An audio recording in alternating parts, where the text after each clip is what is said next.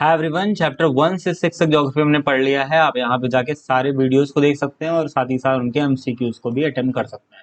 आज हम पढ़ेंगे चैप्टर नंबर 7 जिसका नाम है आर कंट्री इंडिया। इंडिया के बारे में बिल्कुल बेसिक सी चीजें आज हम समझेंगे, जानेंगे कहाँ पर है वर्ल्ड में, लॉन्गिट्यूड लैटिट्यूड क्या है यानी कि लोकेशन सेटिंग, नेबर्स कौन से हैं, पॉलिटिकल एडमिनिस्ट्रेटिव डिवीजन क्या है। कहने को बहुत सिंपल चीजें हैं बट जब क्वेश्चन आता है तो कभी कभी आपके ये आंसर गलत होते हैं, फिर बहुत बुरा लगता है कि अरे यार बड़ा ईजी सा क्वेश्चन गलत हो गया। सबसे पहले इंट्रो देखिए। नॉर्थ में हिमालय है, वेस्ट में अरेबियन सी, ईस्ट में बे ऑफ बंगाल और साउथ में इंडियन ओशन। मैप पे देखिए, ये देखिए हिमालय है नॉर्थ में हमारे, वेस्ट में अरेबियन सी मिलता है, ईस्ट में बे ऑफ बंगाल मिलता है और साउथ में मिलता है इंडियन ओशन। एकमात्र ऐसा ओशन है जो किसी कंट्री के नाम पर पड़ा है, दैट इज इंडिया। ठीक है, इंडियन ओशन। अब हम इंडिया के एरिया के बारे में देखते हैं। 3287,263 32,87,263 किलोमीटर स्क्वायर, 32,87,263 किलोमीटर स्क्वायर। ये बिल्कुल याद कर लीजिए, किसी भी एग्जाम में पूछ सकते हैं और फिर वहां बहुत मुश्किल हो जाएगा अगर आपको क्लियरली पता नहीं है इसका आंसर। तो हम ये देखते हैं कि भारत क्लाइमेट में, वेजिटेशन में, वाइल्ड लाइफ में, लैंग्वेज में, कल्चर में बहुत वैरायटी है यहाँ पर। ठीक है, नॉर्थ में आपको अलग क्लाइमेट मिल रहा है, साउथ में अलग क्लाइमेट मिल रहा है। वेजिटेशन देखें तो बिल्कुल यहाँ के पेड़ अलग हैं, साउथ के पेड़ अलग हैं। वाइल्ड लाइफ, जानवर भी अलग अलग मिल रहे हैं। लैंग्वेज तो पूरी ही अलग है, कहीं हिंदी, कहीं तमिल, कहीं मलयालम बोली जा रही है। कल्चर सबका बिल्कुल डिफरेंट है, बट इतना अलग होते हुए भी हमारे यहाँ क्या है, यूनिटी इन डाइवर्सिटी हमको मिलती है। 120 करोड़ से ज्यादा पॉपुलेशन है। आप कहेंगे ज्यादा है, लेकिन ये 2011 के डेटा के हिसाब से मैं बता रहा हूँ और उसी डेटा के अकॉर्डिंग इंडिया का सेकंड मोस्ट पॉपुलस कंट्री है वर्ल्ड में, जो कि अभी फर्स्ट नंबर पर हो गया। चाइना को हमने पीछे छोड़ दिया है। अब हम देखते हैं लोकेशनल सेटिंग, यानी इंडिया पर, इंडिया कहाँ है, कहाँ पर है। ठीक है, पहले देख रहे हैं नॉर्दर्न हेमिस्फीयर। अब इमेज में आते हैं, ये आप मैप देख रहे हैं, ये अर्थ घूम रही है, ये 0 डिग्री है। इसको ऊपर का जो हिस्सा है नॉर्दर्न हेमिस्फीयर उसको बोलते हैं, जो नीचे का है उसको बोलते हैं सदर्न हेमिस्फीयर। नॉर्दर्न हेमिस्फीयर में इंडिया मिलता है और ये रहा कुछ आपका इंडिया इस तरीके से दिखता है। ठीक है, मैप आप सभी ने देखा होगा, बिल्कुल बेसिक सी बात है। अब हम देख रहे हैं tropic of cancer 23.5 degree north, ये halfway through the country होकर जाती है। एक लाइन मैंने आपको बताई थी 23.5 डिग्री, ये क्या थी, ट्रॉपिक ऑफ कैंसर थी। ये रेखा जो है वो इंडिया को 20 से काटते हुए जाती है, मध्य से काटते हुए इंडिया को जाती है। ये हमें याद रखना जरूरी है, हमने पढ़ा है ट्रॉपिक ऑफ कैंसर बारे में बहुत डिटेल में लैटिट्यूड लॉन्गिट्यूड वाले वीडियो में। हम लैटिट्यूड और लॉन्गिट्यूड देखें, अक्षांश और देशांतर इंडिया के, तो हमें कुछ इस तरह से दिखेंगे। ये देखिए, यहाँ पर हमें 8 degree 4 minute north, 8 degree 4 minute north latitude. अब आप कहेंगे ये तो इंडिया के साउथ में है, इंडिया के साउथ में, बट अगर हम अर्थ के परस्पेक्टिव में देखेंगे ना, ये देखिए, तो ये ऊपर यहाँ पे 0 डिग्री है, ये 1 डिग्री 2 डिग्री 3 डिग्री ऊपर ऐसे जाना शुरू होता है। तो यहाँ पर कुछ इंडिया आता है, यहाँ पर हमें 8 डिग्री मिलना शुरू होता है। 8 डिग्री 4 मिनट से ये देखिए यहाँ पर इंडिया शुरू हो जा रहा है। ठीक है, मेन लैंड इंडिया की बात हो रही है, ये शुरू हो रहा है और ये कहाँ तक जा रहा है, ऊपर ये जा रहा है 37 डिग्री 6 मिनट नॉर्थ तक, क्योंकि नॉर्दर्न हेमिस्फीयर की बात हो रही है ना, नॉर्थ की बात हो रही है। अब हम देखते हैं लॉन्गिट्यूड। देखिए लॉन्गिट्यूड जब हम देखते हैं, यहाँ 0 डिग्री से ऐसे चलते हैं, इधर बढ़ेंगे तो ईस्टर्न लॉन्गिट्यूड, इधर बढ़ेंगे तो क्या, वेस्टर्न। ठीक है, जब इधर बढ़ा तो हमें यहाँ मिला वेस्ट में क्या, 68 डिग्री 7 मिनट।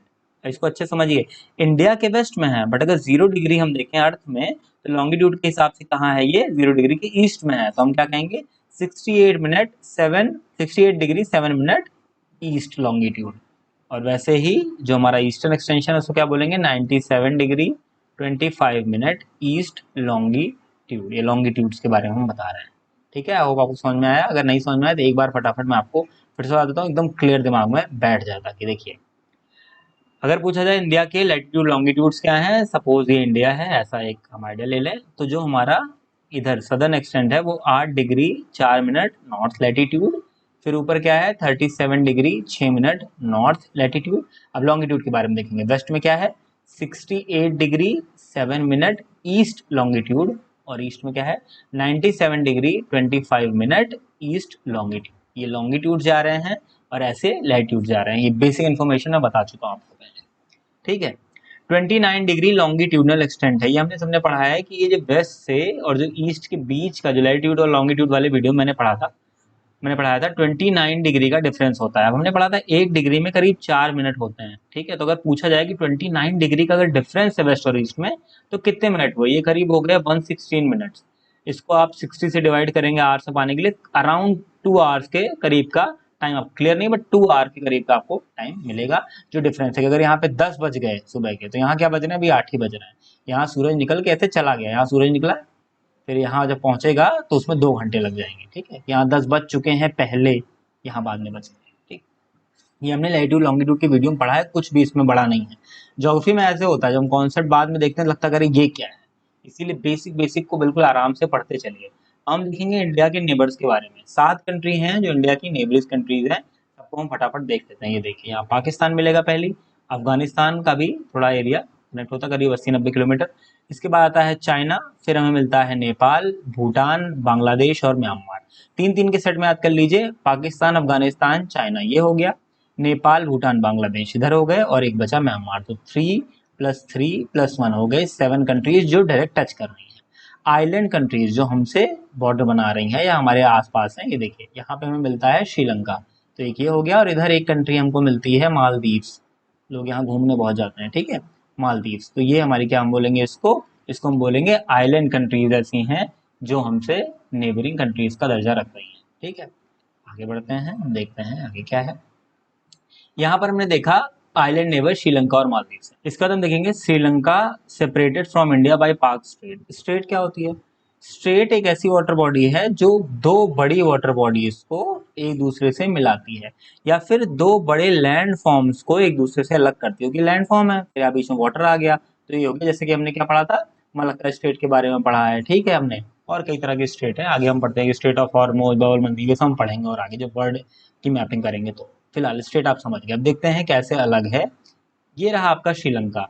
श्रीलंका के बीच में ये देखिए, ये जो वाटर बॉडी है, ये जो इधर बे ऑफ बंगाल और इधर नीचे इंडियन ओशन को ये कनेक्ट कर रही है, और इंडिया को और श्रीलंका को सेपरेट कर रही है बीच में से। इसको हम बोलते हैं, इसका क्या नाम दिया हुआ है, पाक स्टेट इसका नाम है, ठीक है। आगे बढ़ते हैं, देखते हैं political and administrative division of India. बहुत बड़ी कंट्री है, हमने इसको 28 स्टेट और 8 यूनियन टेरिटरी में बांटा हुआ है। स्टेट है और यूनियन टेरिटरी, 28 स्टेट और 8 यूनियन टेरिटरी, बिल्कुल इसको रट लीजिए अच्छे से। तेलंगाना 28वां स्टेट बना 2 जून 2014 को। न्यू दिल्ली हमारे इंडिया की कैपिटल है, सबको पता है। राजस्थान लार्जेस्ट बाय एरिया है और गोवा स्मॉलेस्ट स्टेट है इन टर्म्स ऑफ एरिया, ठीक है। ये देखिए, ये हमारे क्या मिलेंगे आपको, 28 स्टेट, यहाँ पर आंध्र प्रदेश से यहाँ पर तेलंगाना लगा हुआ है, तो ये क्या हो गया है, तेलंगाना इसका नाम है। 28 स्टेट है, आप सारे देख सकते हैं। इसके बाद आती है यूनियन टेरिटरीज, इनको मैंने अलग से लिखा हुआ है।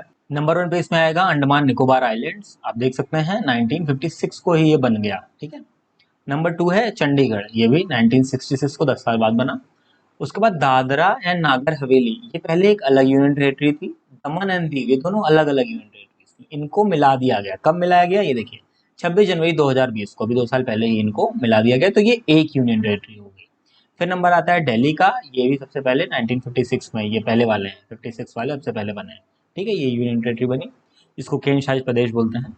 जम्मू कश्मीर, ये देखिए 2019 में बना, है पहले जम्मू कश्मीर पूरा स्टेट था, अब जम्मू कश्मीर, ये देखिए जम्मू कश्मीर स्टेट, अब इसी को बीच से अलग कर दिया गया। ये क्या हो गया, लद्दाख, और ये क्या हो गया, जम्मू एंड कश्मीर, जो 2 अलग अलग यूनियन टेरिटरीज इनका नाम हो गया। देखिए 31 अक्टूबर 2019 को ये काम हुआ है।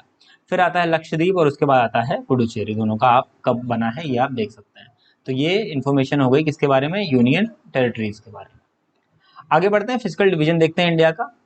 सबसे पहले हमको ऊपर मिलेगा हिमालय। हिमालय के बारे में आप सभी जानते हैं, हिमालय 2 शब्द से बना है, हिम आलय, यानी कि एडोब ऑफ स्नो, यानी कि हिम मतलब बर्फ, बर्फ ही जहां भरी हो उसको बोल रहे हैं हिमालय।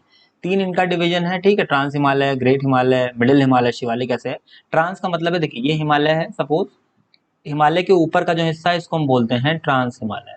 उसके बाद ग्रेट हिमालय, फिर मिडिल हिमालय और फिर शिवालिक हिमालय हम देखते हैं, ये देखिए, ठीक है। अब इसके बारे में बिल्कुल डिटेल से एक एक पहाड़ी, एक एक एरिया हम देखेंगे, कहाँ से कहाँ तक हिमालय है, कितना लंबा, कितना चौड़ा, वेस्ट में चौड़ा है कि ईस्ट में चौड़ा है, सबसे ऊंची चोटी कहाँ पर है, सब कुछ हम इसके बारे में देखेंगे आगे डिटेल में। अभी हम ये देख रहे हैं इंडिया के नॉर्दर्न एरिया में हिमालय है, 3 भागों में बटा हुआ है, हिम प्लस आलय से बना हुआ है। इतनी इन्फॉर्मेशन अभी के लिए बहुत है। नंबर 2 है नॉर्दर्न इंडियन प्लेन। इंडिया है नॉर्दर्न इंडियन प्लेन, ये अगर बीच से इंडिया को बांट दिए तो ये हिस्सा हो गया नॉर्थ और ये हो गया साउथ। अब ऊपर का प्लेन, प्लेन कैसे बनता है, ये जो नदियां हैं अपने साथ जो अवसाद लाती हैं उनको जमा करती हैं, गंगा, ब्रह्मपुत्र, इंडस, ये सारी नदियां हैं जो है, इनसे बना हुआ जो एरिया है उसको हम बोल रहे हैं प्लेन, ठीक है। ये प्लेन का एरिया हमारा हो गया नॉर्दर्न इंडियन प्लेन, इस सारे एरिया को हम बोलते हैं। इसके आगे बढ़ते हैं, इसके आगे बढ़ता है Indian desert, great Indian desert. Thar desert का आप सभी ने नाम सुना होगा, राजस्थान में मिलता है ये, हमें इस तरह से कुछ दिखता है, डेजर्ट है, बेसिक इन्फॉर्मेशन। पेनिनसुलर प्लेटू, पेनिनसुला मतलब पहले बताइए क्या होता है। पेनिनसुला का मतलब होता है एक ऐसा एरिया जो तीन तरफ से पानी से घिरा हुआ हो, जैसे देखिए ये हिस्सा घिरा हुआ पानी से। अब ये जो है ये एक पेनिनसुलर इंडिया का ये क्षेत्र है पूरा। अब यहाँ लिखा है पेनिनसुलर प्लेटू, प्लेटू के बारे में हमने पढ़ा था, एक ऐसा हिस्सा जो अपने सराउंडिंग से थोड़ा ऊंचा होता है और ऊपर की तरफ फ्लैट होता है, ये हिस्सा जो है ये प्लेटू है। तो ये पेनिनसुलर भी है, तीन तरफ पानी से घिरा हुआ, और प्लेटू है। ट्रायंगुलर इन शेप है, आप यहाँ पे देख सकते हैं, ये देखिए ट्रायंगल शेप का आपको दिख रहा होगा। Numerous hills and range and valleys, बहुत सारी रेंज हैं, वैलीज हैं। अरावली रेंज का नाम है विंध्यन, सतपुड़ा, नर्मदा, तापी नदियों के बारे में देख रहे हैं। इस सब के बारे में हम फुल डिटेल से देखेंगे, एक एक पहाड़ी, एक एक रेंज को। अभी हम सिर्फ समझ रहे हैं कहाँ पर क्या है। तो अभी ये इंडिया है, तो आपने समझा यहाँ ऊपर क्या है, नॉर्थ में हमको क्या मिलता है, हिमालय मिलता है। इस सारे रीजन में यहाँ क्या मिलता है, हमें मिलता है नॉर्दर्न प्लेन देखने को मिलता है। उसका ये रीजन अभी हमने क्या पढ़ा, ये है पेनिनसुलर प्लेटू का रीजन। अब अगला रीजन क्या है, अगला है कोस्टल प्लेन का। देखिए क्या है कोस्टल प्लेन, ये इंडिया है, कोस्ट है, ये कोस्ट तो समझते हैं ये तट, ठीक, समुद्र से सटा हुआ हिस्सा ये। अब इससे जुड़े हुए जो एरियाज हैं, कुछ नदियां हैं जो यहाँ बहती हैं और प्लेन का फॉर्मेशन करती हैं, इनको हम बोलते हैं कोस्टल प्लेन। ये देखिए जो आपको हरा हरा दिख रहा है, जो ग्रीन में दिख रहा है आपको क्या है, ये मैंने पढ़ाया था मैप में। ये जो ग्रीन दिख रहा है क्या मिलेगा आपको, ये थोड़ा प्लेन एरिया है। फिर जैसे जैसे देखिए ये हल्का येलोइश होता जा रहा है, ब्राउन होता जा रहा है, ये हाइट बढ़ती जा रही है, प्लेटू हो गए, फिर बिल्कुल ब्राउन ऐसे हो गया, देखिए ये हो गया माउंटेन्स, और ये ब्लूइश हो गया, ये क्या है, ग्लेशियर है, आइस है, ठीक।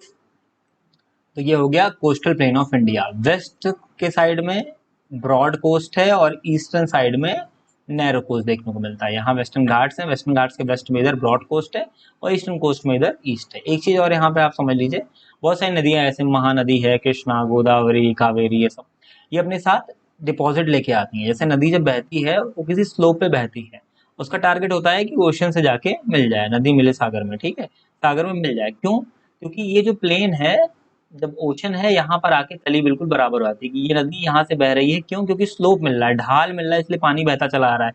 जैसे ही ढाल एकदम बराबर हो गया ओशन के, यहाँ पानी देखिए चला गया, तो यहाँ स्पीड जो है बहुत ज्यादा स्लो हो जाती है। स्पीड स्लो होती है, इसके बाद जो डिपॉजिट्स हैं वो इसको यहाँ पर नदी ऐसे छोड़ती हुई चली जाती है।